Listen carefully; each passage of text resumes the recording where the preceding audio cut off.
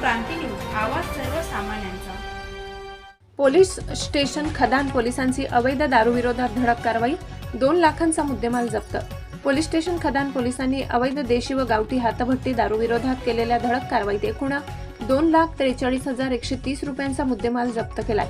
ही कारवाई 28 व 29 जानेवारी रोजी करण्यात आली।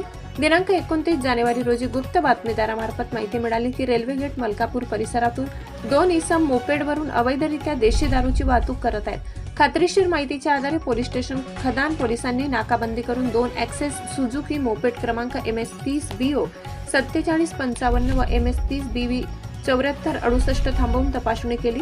तपासणी दरम्यान दोन्ही वाहनावरून देशी दारूचे एकूण 344 सीलबंद बाटल्या जप्त करण्यात आल्या।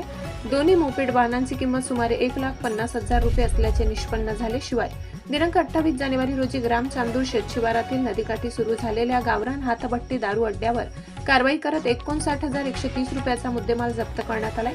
या दोन्ही कारवायांमध्ये एकूण 2,43,130 रुपयाचा मुद्देमाल हस्तगत करण्यात आलाय। सदर कारवाई माननीय पोलीस अधीक्षक श्री अर्चित चांडक, अप्पर पोलीस अधीक्षक रेड्डी, उपविभागीय पोलीस अधिकारी सुदर्शन पाटील, सहाय्यक पोलीस अधीक्षक ईशानी आनंद यांच्या मार्गदर्शनाखाली पोलीस स्टेशन खदानचे पोलीस निरीक्षक श्री मनोज केदारे व त्यांच्या पथकाने यशस्वीरित्या केली आहे। या कारवाईमुळे अवैध दारू व्यावसायिकांमध्ये खळबळ उडाली असून पुढील कारवाई सुरू असल्याची माहिती पोलिसांनी दिली आहे।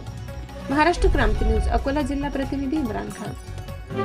अशाच नवनवीन बातम्या पाहण्यासाठी आमच्या महाराष्ट्र क्रांती न्यूज या YouTube चॅनलला लाईक करा, सबस्क्राईब करा आणि बेल आयकॉनला प्रेस करा।